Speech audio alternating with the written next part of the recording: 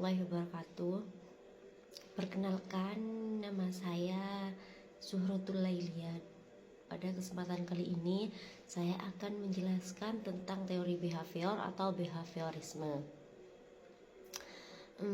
Video ini saya buat untuk memenuhi tugas UTS mata kuliah bimbingan konseling anak usia dini dan anak yang berkebutuhan khusus. Semoga bisa membantu teman-teman untuk memahami salah satu teori penting dalam dunia psikologi dan pendidikan. Nah, sebelum kita mulai ke penjelasan yang lebih dalam, mari kita pahami dulu ya secara umum apa itu teori behavior atau yang disebut dengan teori behaviorisme.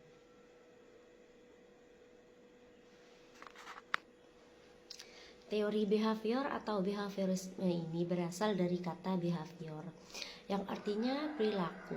Secara sederhananya, teori behavior ini berpendapat bahwa perilaku manusia itu terbentuk karena hasil dari proses belajar melalui interaksi dengan lingkungannya. Artinya, semua perilaku yang kita tunjukkan saat ini, baik itu kebiasaan, reaksi maupun sikap, itu adalah hasil dari pengalaman dan penguatan yang kita dapatkan dari luar diri kita, begitu ya. Tokoh utama teori behavior ini adalah John B. Watson yang dikenal sebagai bapak behaviorisme.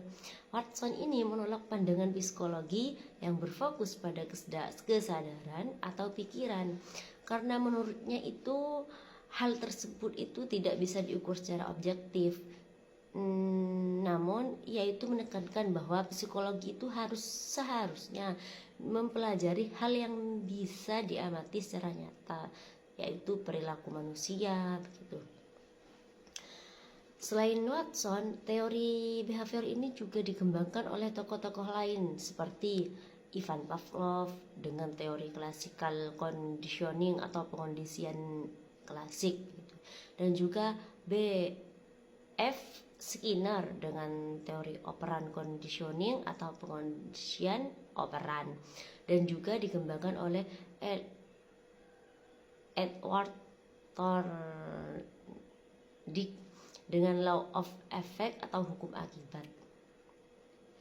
Dan juga ada beberapa prinsip utama dalam teori behavior atau yang disebut dengan teori behaviorisme ini. Yang pertama, prinsip utamanya itu perilaku itu yaitu hasil belajar. Individu belajar di pengalaman. Setiap respon yang muncul itu merupakan hasil dari stimulus yang diterima dari lingkungan. Terus yang kedua, stimulus dan respon yang disingkat dengan SR. Nah, stimulus respon ini yaitu konsep paling dasar.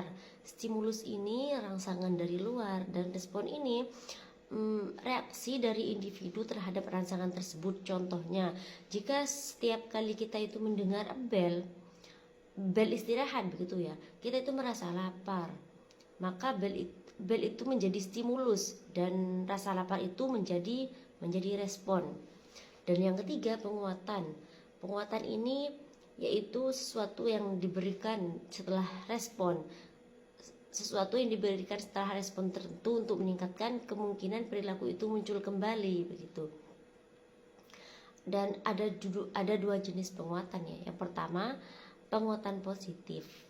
Nah, penguatan positif ini memberikan sesuatu yang menyenangkan setelah perilaku yang baik, misalnya memberi pujian kepada siswa yang rajin, begitu.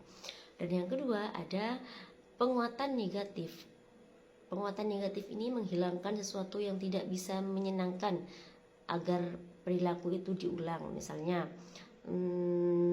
tidak diberi hukuman jika siswa itu sudah mulai berperilaku baik, gitu. Dan yang keempat, hukuman. Hukuman itu digunakan untuk mengurangi atau menghilangkan perilaku yang tidak diinginkan. Namun dalam penerapan modern banyak ya ahli Ahli itu menilai penguatan positif lebih efektif daripada hukuman. Dan yang kelima, kebiasaan dan pengulangan. Semakin sering perilaku itu diperkuat dan diulang, maka semakin kuat pula kebiasaan itu dibentuk gitu. Selanjutnya, tokoh dan eksperimen penting. Nah, di sini mari kita bahas sedikit eksperimen dari tokoh-tokoh teori behavior ini. Yang pertama, Ivan Pavlov. Nah, eksperimen Ivan Pavlov ini eksperimennya anjing Pavlov, melakukan percobaan dengan memberi makan anjing sambil membunyikan bel. Setelah beberapa kali pengulangan, anjing tersebut itu mulai mengeluarkan air liurnya hanya dengan mendengarkan suara bel tadi.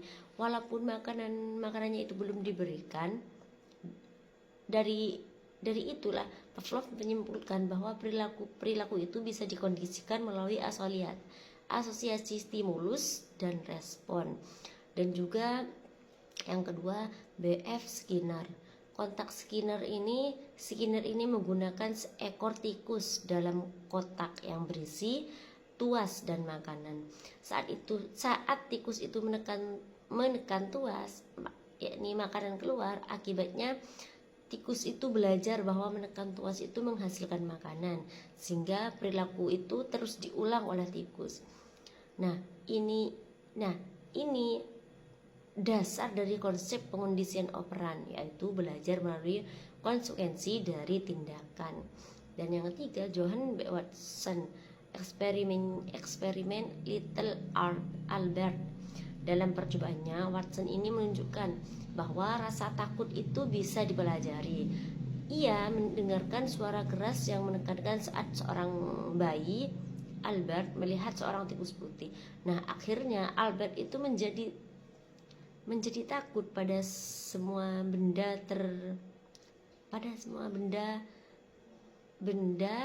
yang berbulu putih begitu, bahkan tanpa suara keras.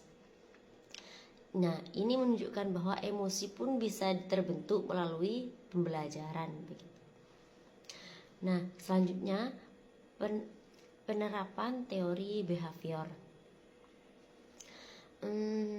Teori behavior ini banyak ya diterapkan dalam berbagai bidang. Yang pertama, di dalam bidang pendidikan. Nah, di dalam bidang pendidikan ini teori behavior atau behaviorisme ini diterapkan. Nah, dalam bidang pendidikan ini guru itu memberikan penghargaan atau pujian untuk meningkatkan motivasi belajar siswa. Nah, sistem poin, begitu bintang atau nilai digunakan sebagai penguatan positif gitu. Nah, hukuman ringan itu diterapkan. Kenapa? Agar siswa itu tidak mengulang kesalahan lagi gitu. Yang kedua, psikologi dan terapi.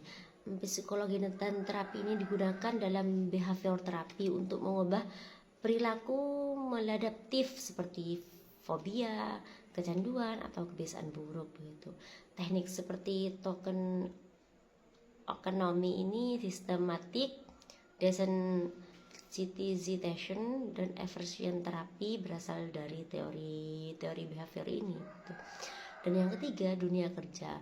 Penguatan positif ini digunakan dalam manajemen karyawan seperti bonus atau penghargaan atas kinerja yang baik gitu. Selanjutnya, kelebihan dan teori behavior ini mempunyai kelebihan dan kelemahan ya. Kelebihannya itu teori ini mudah diterapkan dalam proses belajar mengajar. Dan juga menekankan pentingnya lingkungan dan pengalaman dalam membentuk perilaku. Dan juga dapat diukur dan diamati secara objektif. Efektifnya untuk membentuk kebiasaan baru. Dan kelemahannya itu terlalu fokus pada perilaku yang tampak dan mengabaikan aspek kognitif atau perasaan begitu. Nah, mengapa manusia itu seperti mesin reaksi terhadap stimulus tanpa memperhatikan motivasi dan niat internalnya? tidak mempertimbangkan faktor, yaitu tidak mempertimbangkan faktor genetik atau biologis dalam membentuk perilaku begitu. Dan juga baik teman-teman ya. Jadi bisa kita simpulkan bahwa teori behavior ini yaitu teori yang memandang perilaku manusia sebagai hasil dari proses belajar yang dipengaruhi oleh lingkungan melalui hubungan antara stimulus, respon, dan penguatan. Jadi teori ini telah memberi dasar penting bagi perkembangan psikologi modern, pendidikan, bahkan terapi perilaku yang banyak digunakan sampai sekarang. Semoga penjelasan ini bisa membantu teman-teman memahami teori behavior dengan lebih mudah. Terima kasih sudah menonton sampai akhir. Wassalamualaikum warahmatullahi wabarakatuh, dan sampai jumpa di video pembelajaran selanjutnya.